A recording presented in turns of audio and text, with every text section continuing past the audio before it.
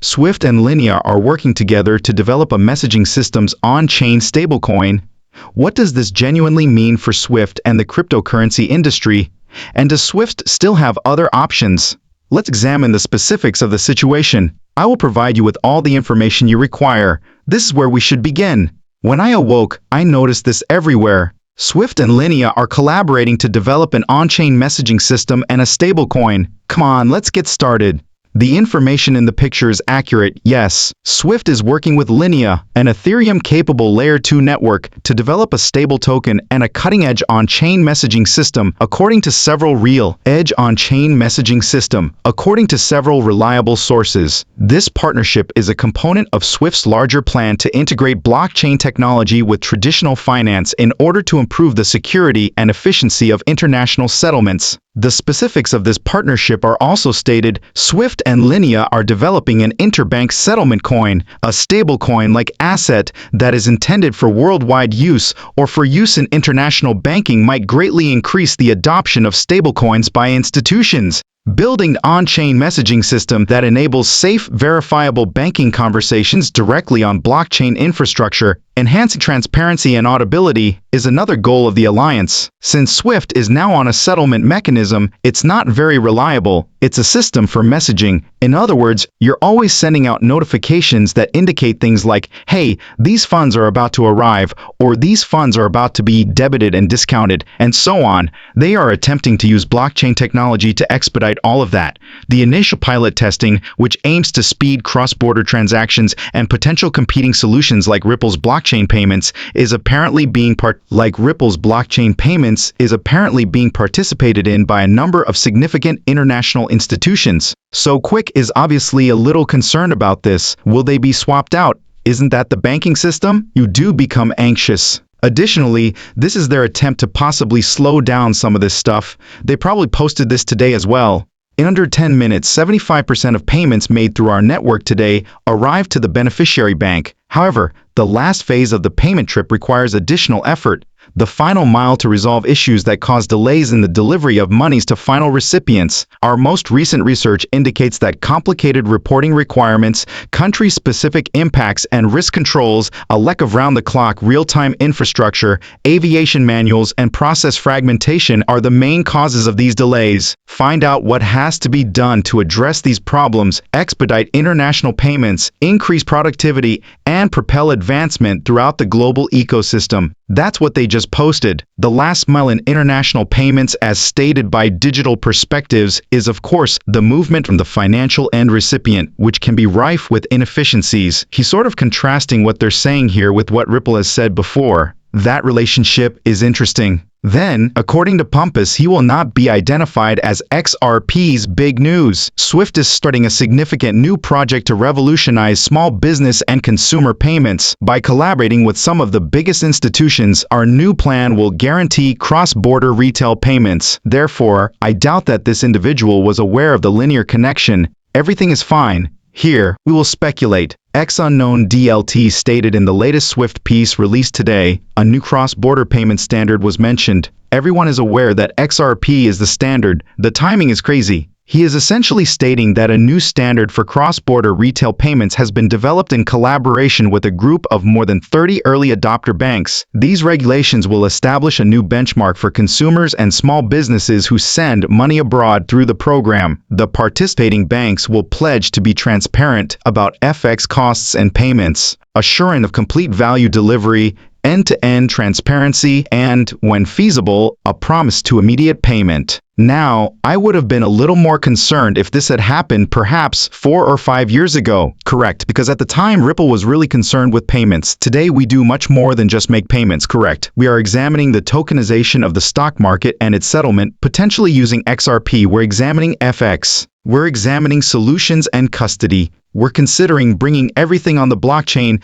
and tokenizing debt, equities, bonds, derivatives, and real estate. This new EVM sidechain was present. On top of it, we're building out all these DeFi layers. As I mentioned before, I would have thought, oh snap, no, this could be competition towards Ripple solutions here. If this had happened 5 years ago, yes, but I'm not really concerned.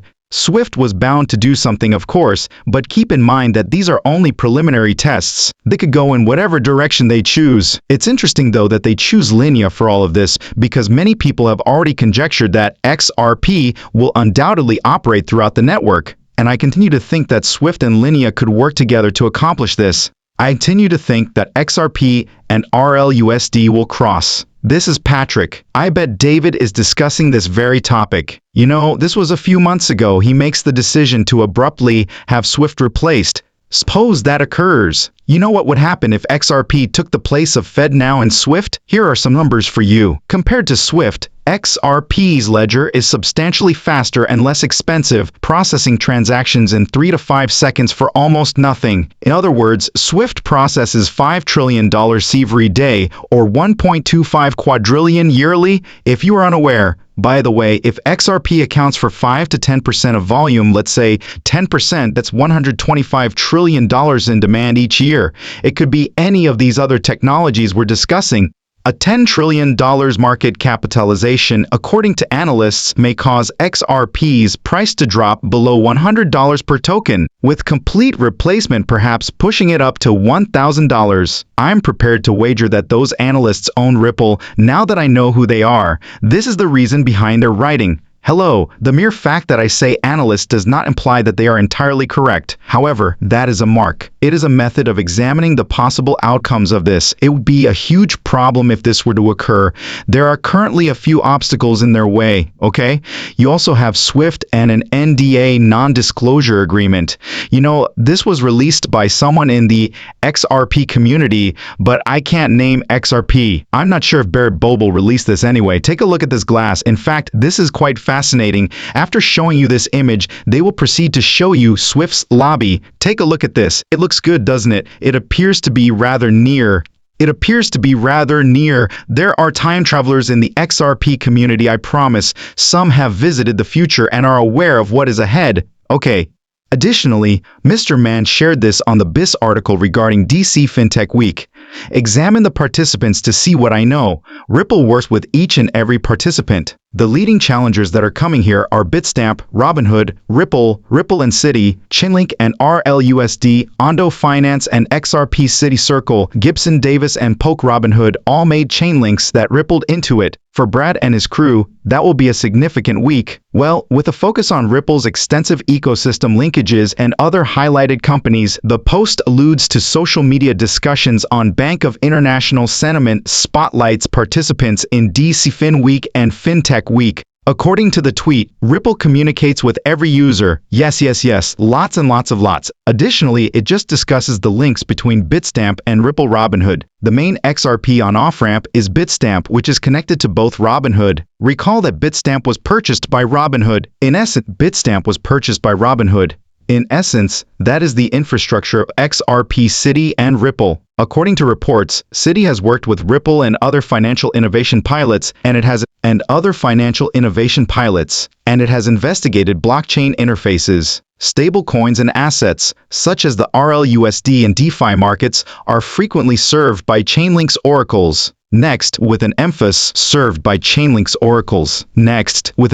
on compatibility with next-generation financial protocols, Ondo investigates asset tokenization on the XRP ledger. This document is also from Smoke. According to a September 2025 FMSB analysis, 95% of cryptocurrencies like as Bitcoin are based on market opinion and have no inherent worth. Thus, this is unquestionably true. When you look at the use case of Bitcoin, what is it? In the past, Bitcoin was frequently discussed as the financial system or technology of the future. That has changed over time to become a store of value, isn't that correct? Therefore, it only serves as a store of value to those who think so. Other assets will emerge that provide more than simply a store of value. They also provide payments, a bridge asset, and possibly all of these things in one. Because Bitcoin is merely a store of value, are banks and other institutions interested in purchasing it? Or should I just go purchase gold? Will you purchase Bitcoin, XRP, XLM?